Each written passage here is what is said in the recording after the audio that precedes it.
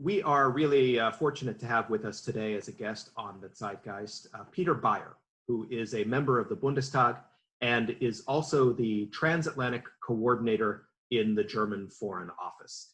There are few people in German politics who know the United States as well as Peter Beyer. From his studies in the United States to his work as a lawyer, including with US law firms and on international issues, as an elected representative for over a decade in the German Bundestag, and now in a position as a government official. He is, in this position, one of the stewards of the German-American relationship and brings a unique perspective as a legislator and as an official. Peter, thanks so much for joining us today. Thank you so much for having me today. I really appreciate that. It's a good way to keep in touch across the big pond. That's right, that's right. Now, Peter is also a member of the CDU, and in particular, he comes from North Rhine-Westphalia. For those who follow German politics, you might recognize that the three contenders for the CDU's leadership also come from Peter's home state. I don't know if we'll get to that topic today in discussion, but maybe we'll come around to that toward the end. But first, I wanted to start off by just observing the Bundestag has entered its summer break. But if I understand correctly, you are speaking to us from Berlin. Yeah, actually, you're correct. We started the 2-month summer recess of the parliament, which happens every year. And we're already at the beginning of that, but I'm here for around 2 days every week because there's so much things to do here in Berlin. So I'm sitting right now in my office in the Bundestag. Okay. Now, but you're spending a lot of time also in your home constituency, I gather. Yeah, a lot. Usually it's a time of the year, and I will do this also for our summer tour through the constituency. You know, we have more time. You don't have to be so often in Berlin, so we use the time more intensely than before to get in contact with our constituents back home. And actually, that is where the center of my life is. I don't really live in Berlin, only when the parliament is in session. There are exceptions like today, but usually center of my work is where I live. Home is in North. And so, you know, when you are in contact with your constituents, how does your role as the Transatlantic coordinator register with your voters? You know, is it something they ask about? Do people bring up the relationship with the United States because you're one of the most visible figures in that aspect of the business? So, what are the questions, concerns,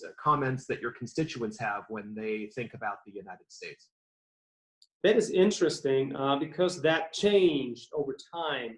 Although I'm a little bit over 2 years of the Transatlantic coordinator for the federal government, before I've been responsible for almost a decade as a rapporteur in the Foreign Relations Committee of the Bundestag for the same issues. So in the very beginning, I was very, a little bit reluctant to talk too much about foreign relations and transatlantic issues because people usually think, that is not something why we've sent you to Berlin and elected you. Mm-hmm. Do something for our district. But that has changed, luckily. The more friction, the more tension is somewhere in the world. And also I have to admit, I'm afraid to have to say that across the Atlantic and the transatlantic relations, people ask more questions. For example, troop reduction, nuclear sharing is something that people are interested in. And interesting is that the young generation, if I have discussions at high schools, for example, the young people, they ask very critical questions about the air base in Ramstein, for example, because they have access to tons of information on YouTube, and so they see a lot of things on the internet, but heavily influenced to one side against America. And I try to explain why that is so important that the American friends are here. And you start a discussion, and that is very good to have a discussion. And these questions are really there, apart from, of course, questions that go in the direction of economic relations, more on the side of the company owners and businesses in my history. Mm-hmm, mm-hmm. Okay. And so when you get these kind of questions, and I think you've said, that how important it is from your perspective, and I agree, that the United States and Germany remain not only in a security and defense partnership, but also in a broader political partnership. But when you are confronted with these kinds of questions, are there bright spots you want to point out to the public? Are there those silver linings in the clouds that we often observe in the German-American relationship? Yeah, it's a very broad scope of transatlantic topics that we have on the agenda on a daily basis, ranging from JCPOA, Iran, here Middle East, Libya, economic relations, NATO, Nord Stream 2, WTO, WHO, you name it. Not everything is of the same, interest to the people. But what I try to make the people aware of is, look, put everything aside, all these very complicated things. And also, if you like Donald Trump or not, put that aside for a second and think about where Germany is today. 7 decades, a little bit over 7 decades after the Second World War, where we live in peace, stability. We are luckily living in economic prosperity. And that does not come out of the blue sky. The American friends have, protected us for decades. They have agreed. They have allowed us to prosper again. They entrusted us. Think about the Marshall Plan to rebuild Germany and Europe. So these are things all the way through the German reunification, fall of the Berlin Wall. Without the United States of America, that would never have taken place. So if you start from that a little bit, history, not waste time for transatlantic nostalgia, but you need this historic look back that helps to understand why it is important for us to build on the transatlantic fundament of shared values that we have. And one last point, if you think about that, 10 to 15% of American citizens today say that in one way or another they have German roots. That is quite something, and these bridges are still there, and we need to be aware of that. There's a strong fundament that we share. All right, I think that's, well, as one of those 15%, I can only agree. So the United States has entered a very turbulent political period now. That's no secret. We are getting into the most intense phase of our election campaign, and I'm not going to ask you to take sides. That's not your role, and I won't put you in that position. But clearly, the United States' role internationally is something that is on the minds of the American public. Whether you look at the book recently released by former National Security Advisor John Bolton, or if you look at comments made by the president publicly and other officials, there is a certain amount of antagonism toward Germany and toward especially German government positions. And we're reminded of that frequently, even if we'd ever forgotten it.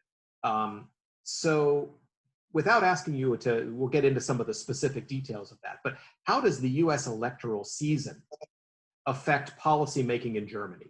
How does it affect you either as an official or as a legislator? Does it mean you've got to change the way that you engage with the United States when we are in this intense period?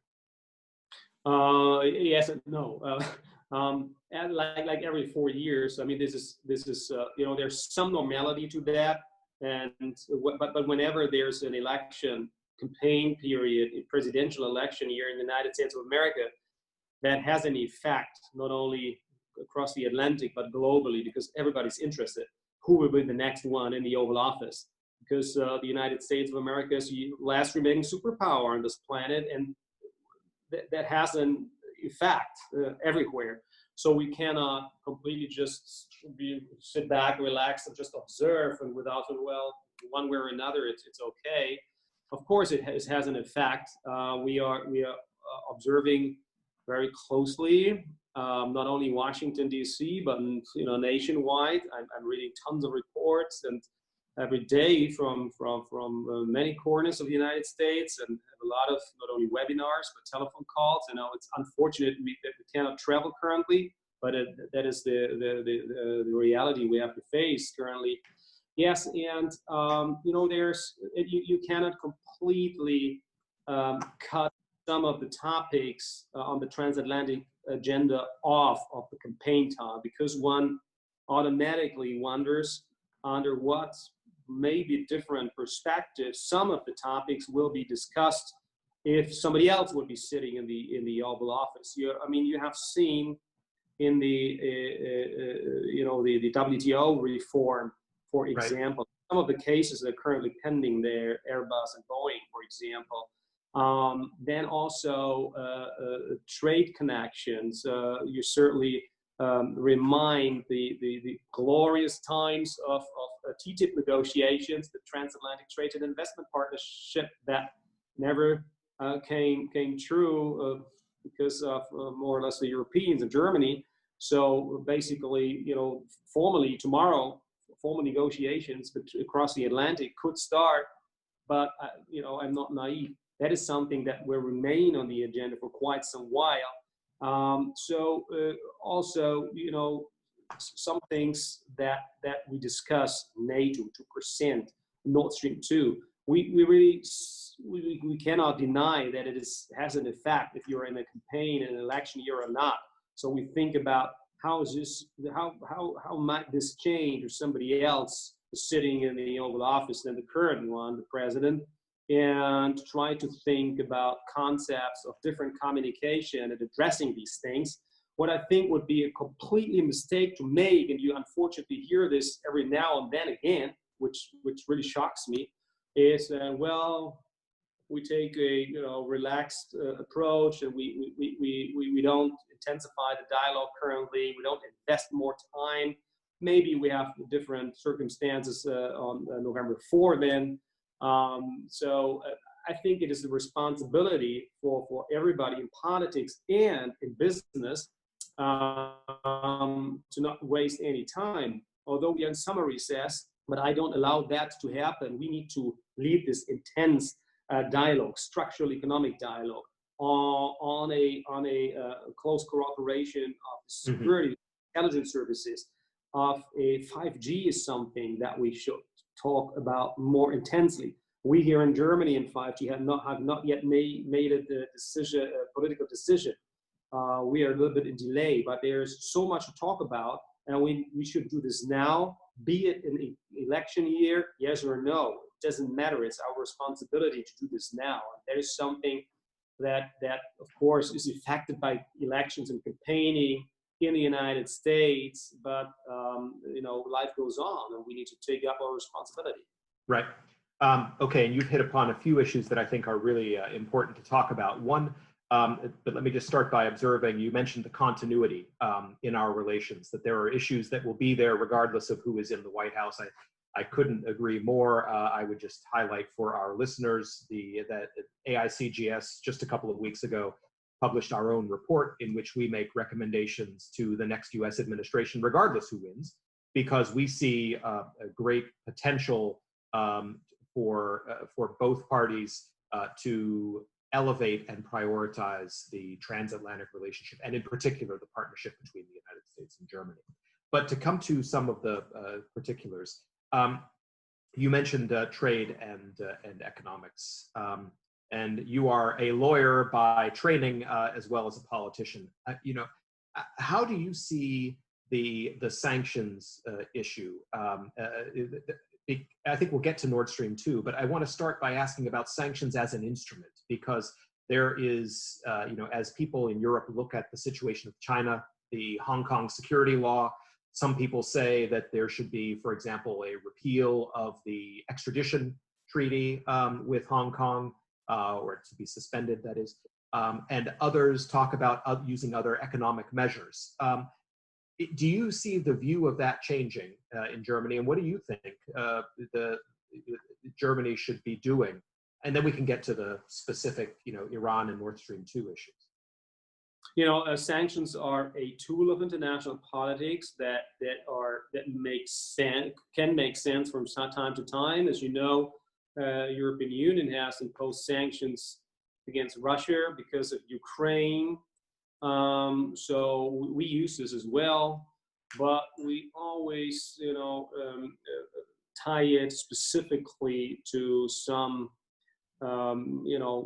wrongdoing, what you think, in the example of Russia. So we don't have too many sanctions out there. I don't even think if Germany alone has sanctions imposed on anybody. If we're doing this, as far as I am informed, we are doing this as the European Union. First remark. Second remark would be everything that is, has an extraterritorial effect, especially towards allies, countries that we are friends with, is something that we completely reject, and we don't agree to that. And that brings me to the Vienna nuclear agreement with Iran, the so-called JCPOA, and Nord Stream 2. So because something's way there as well, and we might go into some more detail here.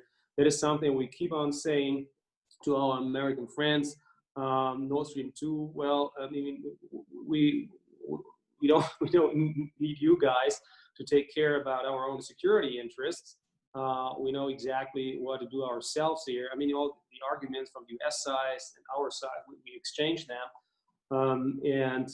But extraterritorial sanctions is not a tool that you should use really targeted at companies, not at states, and that's not the case, not at companies that are located throughout allied states.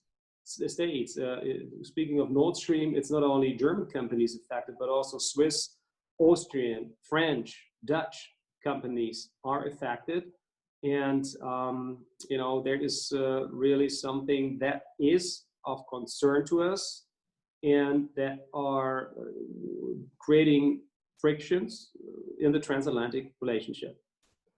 And as you are aware, there are some members of the U.S. Senate who have proposed an even stronger set of sanctions in the Nord Stream 2 connection that would expand the European firms subjected to U.S. sanction. How do you think that would affect relations? That is something, some of the top priority talking points currently in the transatlantic dialogue. And again, something I'm afraid that is, doesn't make us happy. I would so much rather talk about, building a more economic, relationship, talking about free trade and taking away tariff and non-tariff barriers to trade across the Atlantic. But unfortunately, we are more talking, and I think it's a waste of time to talk only about these sanctions. And you're absolutely right. And at the end of last year, PESA, P-E-S-A Act was passed by the U.S. Congress already, including some sanctions, extraterritorial sanctions against companies in the consortium as somebody who's financing Nord Stream 2 or building Nord Stream 2. And now, as it seems, Senators Ted Cruz, Jeanne Shaheen, Ron Johnson, and others are in the lead of even expanding the scope of PESA. I think now they refer to it as PESCA or something of that kind, but it doesn't matter. So that would even include not only the types of business that I just referred to, but even insurance companies or anybody who does any kind of service related to Nord Stream 2. And there's even talks about that it goes so far that official, government official,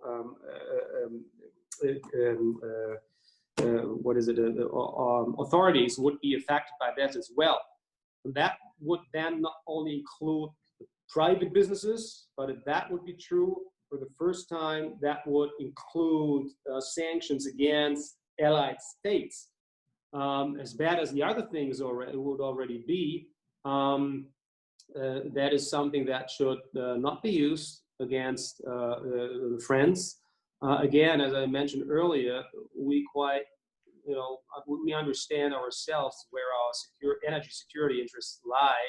I understand the critical arguments by the American friends, but what I miss is some openness or preparedness from our American friends, and I know the senators personally quite well that I mentioned earlier, who are in the lead and that I sometimes miss the openness for our arguments. There's complete shutdown of like willingness to listen to us. It's almost no silver line on the horizon talking about these things. Of course, we are doing this. We're talking a lot about sending joint letters signed by numerous members of the German Bundestag sent to our friends on the Hill. So I don't know if that has any effect, but at least I hope they are reading this and listening to that. And last remark in that regard, Nord Stream 2 and PSCA, I think it is more likely than not that Congress will pass this bill, but maybe we can be successful from our side to make a little bit, some tiny changes that it is not really completely going out of scope. But that is a really critical topic currently on the transatlantic agenda. It's not a good one. There are two important points you've made there, and I mean, one is the question about proportionality. I mean, it's no secret that people in the United States in both parties are critical of Nord Stream 2. I think that's been obvious since the project was announced, and it's becoming more pronounced now. But the question is, how important is this relative to the other issues that are on the German-American agenda? Is this something that merits the kind of attention that's being given? I would offer that there are other things people could spend their time on productively, and that gets to the question of it's a bandwidth question. If the United States and Germany are spending their time arguing about Nord Stream 2, that is time that is not being spent on something that could be much more beneficial to both countries. That brings me to the topic you mentioned earlier in our conversation, which is 5G. The U.S. National Security Advisor, Robert O'Brien, is in Europe today, and according to press reports, is having meetings with not only with French, but also with German and British counterparts in the next couple of days. So, one of the issues that is important is the future of our digital infrastructure. How the transatlantic community structures its own economic and information systems. So do you see and as you mentioned, the German Bundestag is supposed to pass legislation on this that would govern the participation of foreign companies in building that system, but that hasn't happened yet. Is there something specific holding that up, or how do you see the 5G issue moving ahead? It is delayed. If we go back like at least half a year or so, or was it already last year, we in the parliament were a little bit angry, at least some of us, a little group, which grew larger and larger, headed by Foreign Relations Committee Chairman Norbert Röttgen. Yes. And I'm a member of this informal group because we detected, so we learned about plans by the German government. I mean, we are also from the CDU, from the political party where Chancellor Angela Merkel has been a long time chairwoman from, but so she's our chancellor. But we detected that something's going on with regard. The parliament is not involved as it should be in this 5G critical infrastructure field, which we think is so decisive for shaping our future technologically, with regard to businesses in Germany and with regard to data protection and so on. So we thought that we as parliamentarians should have much more a say in this discussion and how this is shaped and how the decision making is going on, and only at the very end of this process where government is giving something already, some draft bill to the parliament, and then we can, only have little time to discuss about that and say yes or no. So at an early stage of time, we wanted to be involved, and we engaged, and that caused some of the delay. So as I said in my introductory remarks, we have not yet made a political decision on that. As I hear now, shortly after the summer recess, that will be presented to Parliament, but that would require the government, the German federal government, to come up with a compromise, because even within the German government, there is no consent on how we should shape that. Should we exclude Chinese companies per se, or should we write down a list of criteria that would maybe only de facto exclude somebody? And should there be only a declaration by potential 5G suppliers like Huawei or ZTE saying, we are trustworthy, or should there be rather an upfront examination, which I would prefer? So that has not been consented within the government yet.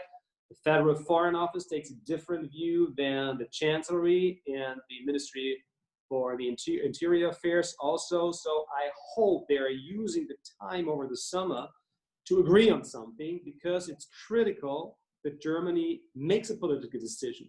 I have led tons of discussions with US friends who are reaching out to us, and I'm not referring to then US Ambassador to Germany, Rick Rennell, who first came up, said, if you're allowing Huawei or other Chinese companies to be a main supplier for 5G technology in Germany, we might think to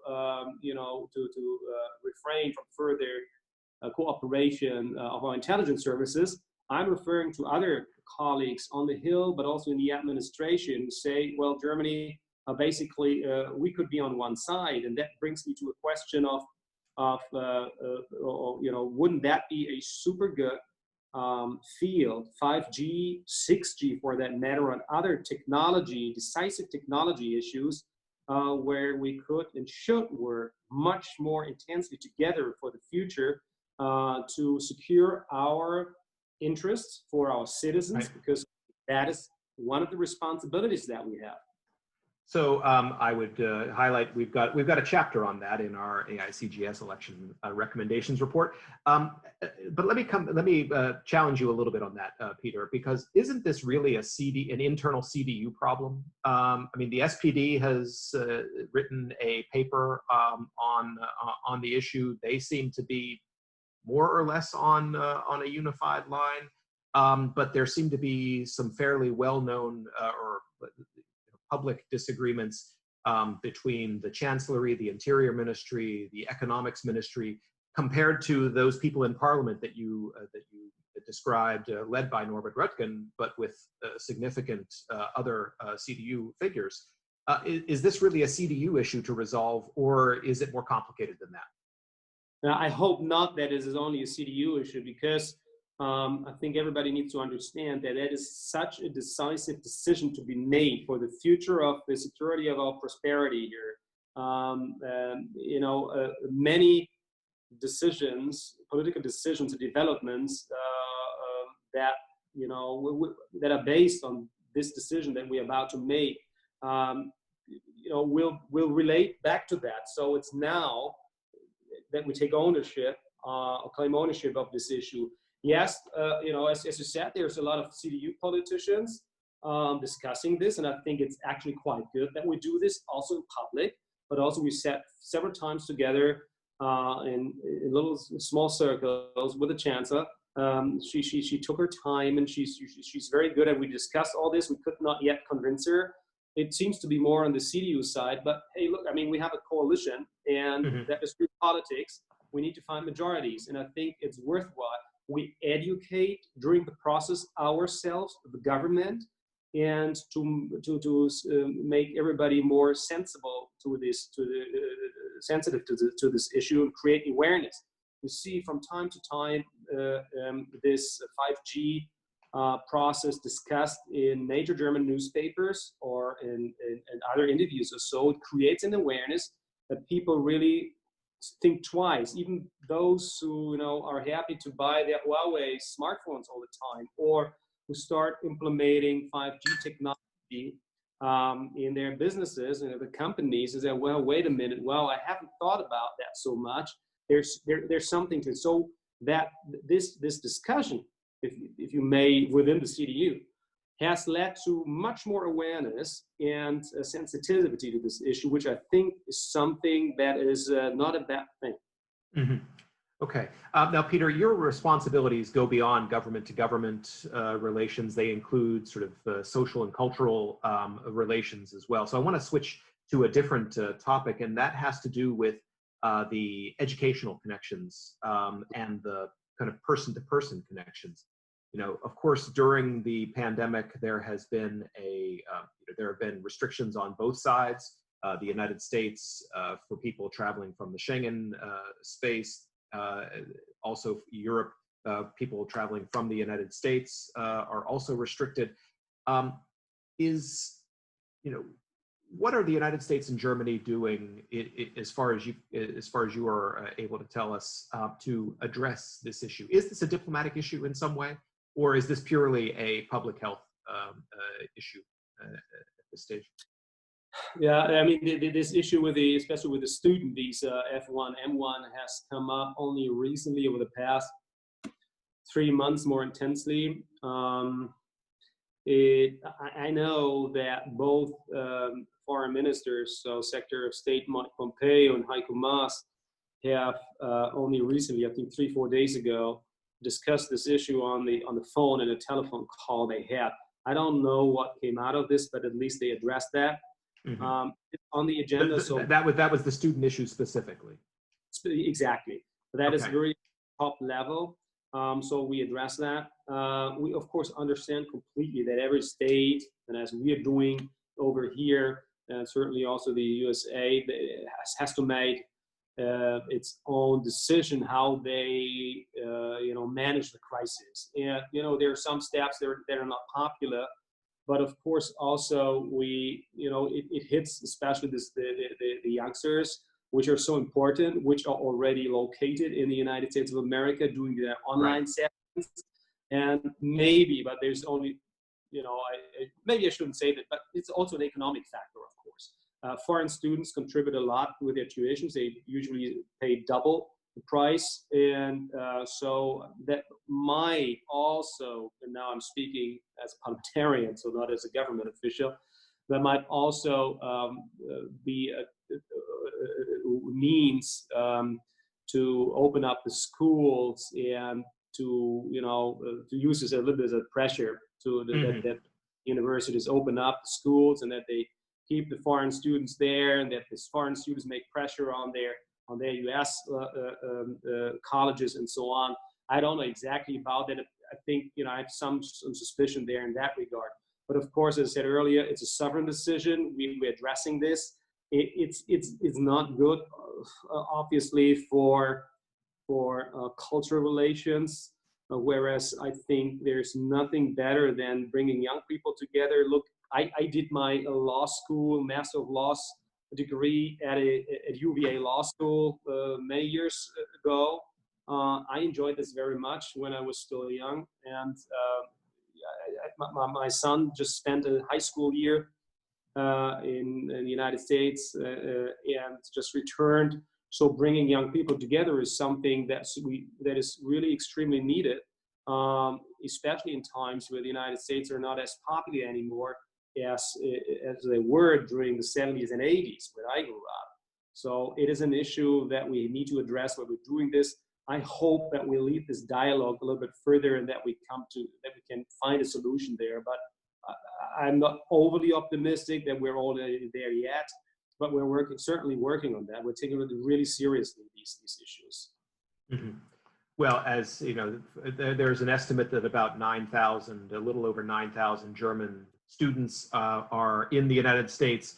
Now, of course, the new restrictions apply only to those institutions that have gone to an online only model. So not all of those 9,000 would be affected, but certainly important for us and certain AICGS. We are a part of Johns Hopkins University, and our university is one of those that has filed suit to halt the implementation of this regulation. So this will clearly be a high priority issue even in the coming days and then weeks. You can trust, I mean, Jeff, you can really trust on us. As I said earlier, it is really in high level, on secretary and minister level. They have addressed that personally, so they are working on some way to find a solution. Yeah. All right. Well, we have gone from the defense relationship between Germany and the United States to the economic and the economic diplomacy aspect, including sanctions. We've talked about China and 5G, and we've talked about the broader relations between Americans and Germans, whether they are students or people who travel between the two countries. I think it's a reflection of how broad and deep this relationship is. And I think we are so fortunate to have you, Peter, as one of the advocates and experts on that relationship on the German side. So let me thank you for spending time with us today, and thank you for all of the energy and commitment you put into the German-American partnership. Jeff, I cannot thank you enough for the work you are doing, and the AICGS at Johns Hopkins is extremely important. I mean, you're concentrating in your work specifically on U.S.-German relations. That is very unique, and it is needed. And it is needed from our side, and certainly also from U.S. side. So you really make a difference. You're important to the work you're doing, and I'm not just saying this because I'm now on an AICGS podcast. I really mean it. Yes, that is something I cannot emphasize enough. So thank you very much for everything you're doing with your team. Well, it's always a pleasure talking to you, Peter. Not only when you have those kind of kind words for us, but that's very nice to hear. So thank you for everything you're doing, and we look forward to keeping in touch. And we will also look forward to having all of our listeners and viewers with us on the next episode of the Zeitgeist. Thanks so much.